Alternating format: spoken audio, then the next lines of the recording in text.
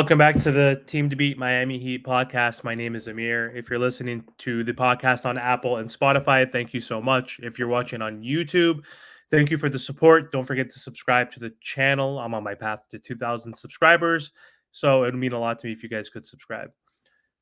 So, Gilbert Arenas on his podcast recently said he thinks that the Miami Heat are no longer contenders. He thinks the Jimmy Butler era is essentially over.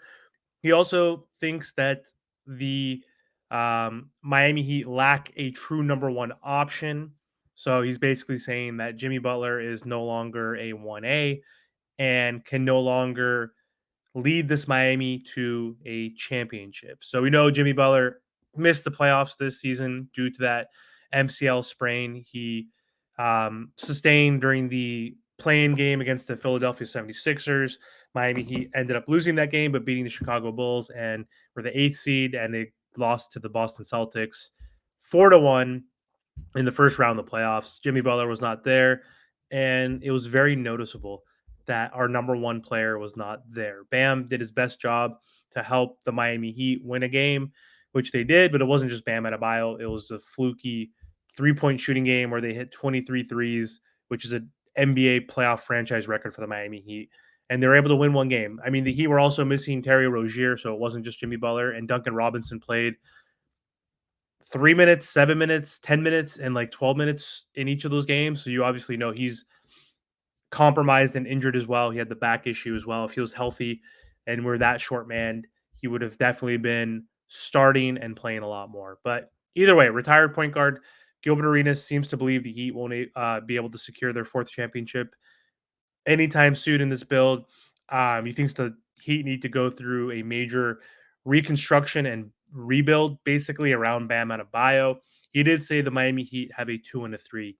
Essentially, they don't have a number one, so he's considering Bam a third option on a championship team, and Jimmy Butler now a second option. And he's 34. He's going to be 35 in September, so before the season even starts, he is going to be older. You can see that Jimmy's diminishing to a certain degree. His stats don't show that directly. Still averaged like 21, 5, and 5 last season, but his field goal percentage is going down. Field goal percentage at the rim is down 5 or 6 points. He's getting to the free throw line less. He's shooting the three more, which is fine, but it's not making up for that lack of rim pressure. So he is a 3-level scorer, but wasn't scoring as much in the paint. And he missed 25 games total if you count the playoffs, 20 plus in the regular season. Hasn't played more than 64 games in a regular season. So super, super frustrating. And to quote Arenas directly, he said, let's just be honest while discussing the Heat's future. With the team they have, it ain't no championship team, right? You got two players who are technically a second and third option. Do you just break the team up and just make it just bottom feeding team, or do you just try to use them to get a generational player? Who knows? They were talking also about Pat Riley's presser and how he talked about how they don't want to extend Jimmy Butler yet, even though he's eligible for that on July 7th. And they basically agreed with Pat's sentiment because they talked about how they're going to potentially wait till next season. So Kenya Martin on the podcast also was saying, hey, why would you pay him now? He's getting older and he's not looking like that top 15 player anymore, especially in the regular season, not even a top 20 player in the regular season. And he's missed 20 plus games every season and he's going to make 48 million next year. So why not have him prove it? And he's going to play in a contract year because he has the option. He could opt out of that option if he does really well, which is like 52 or 53 million in 2025.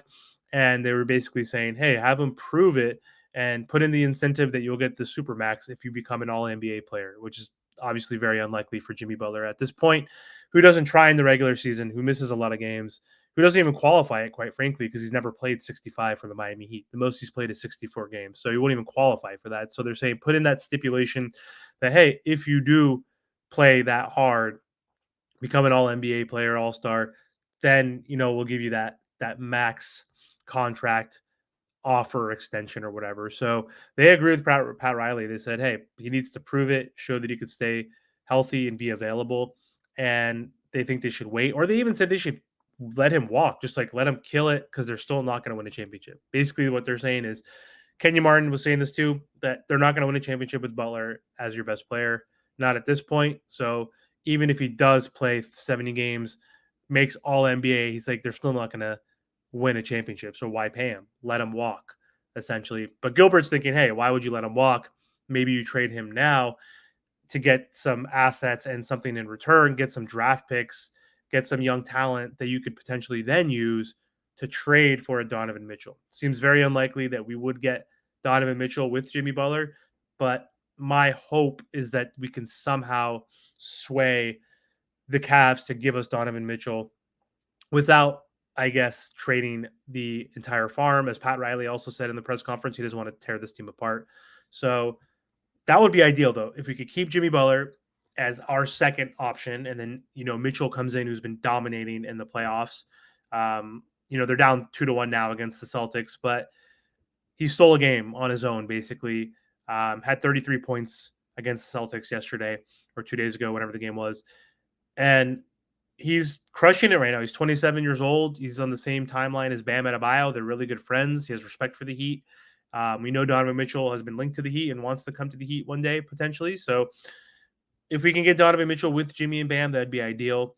And I don't know if we have enough. We can talk about that in another video in the future, but who knows? It might not be possible. So do we trade Jimmy Butler to get the assets so we can compete with the Knicks, the Thunder, or whoever else, the Jazz, who have a ton of draft picks that they've received from trades in the past? And who knows? So Gilbert Arenas, Kenyon Martin, they think that the Heat aren't good enough. They're not contenders anymore, that they can't win a championship. They have to shake up the roster. And hey, do you disagree with them completely at this point? I don't, because right now the Miami Heat are in their fifth year or finalized their fifth year of the Jimmy and Bam build, and we haven't had an opportunity to win a championship. The closest we had was in the bubble, and we got screwed by injuries, which is the story of our lives with this Miami Heat team in the past 5 to 6 years. Goran Dragic and Bam missed games. Bam missed only 1.5, I believe. Goran missed like 3 or 4. So could we have won? That was probably our best opportunity realistically, because we only won one game against the Nuggets. Didn't really have a shot. We were gassed, tired, injured. You know what happened against that Denver Nuggets series. So it is Kenyon and Gilbert completely wrong about not extending Jimmy Butler, like Pat Riley said, and thinking that they need to not re-sign him, essentially, not give him that extension, let it play out, see what happens, and add other pieces essentially to bolster this roster. But in general, their sentiment is they don't think that Jimmy and Bam can win a championship. And I don't think that's necessarily the case. I think we'll see this season might be the last, very, very last shot. I think it's unlikely that Jimmy and Bam will win the championship together unless we get that whale, unless we get Donovan Mitchell on this team, or even like a Dame Lillard possible if he, for some reason, asks out of Milwaukee, which it seemed like he was possibly going to. But then he actually said, hey, I'm excited for year 2 with Milwaukee after they got eliminated, which is ironic, I guess, because it sounded like a few weeks before he was kind of upset with the team and, saying he was bored and lonely and all that stuff. So we'll see what happens. We all know that, Pat Riley, Mickey Harrison, Spo need to make some changes this offseason, whether they're big or small. We need to tweak the roster. There's contracts that are up for extension, like Jimmy Butler's. Caleb Martin has a player option. Kevin Love has a player option.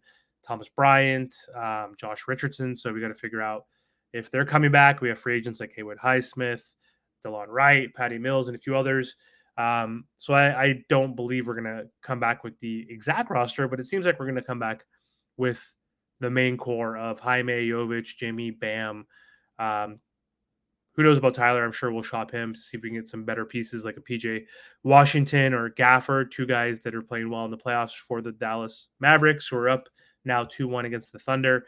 Players like that who are role players, but they are big players who could spread the floor, have size, athleticism. I think we're going to probably get rid of Tyler, but Jaime is going to be back, and Terry Rozier, and that core is going to probably be most likely intact. So I'm not sure what we could really do this offseason. It all starts with Jimmy Butler's extension. Are we going to really play possum right now and not give that to him until next season? Well, let's see where Jimmy comes in terms of like a rebuttal and how he feels. Could he ask for a trade?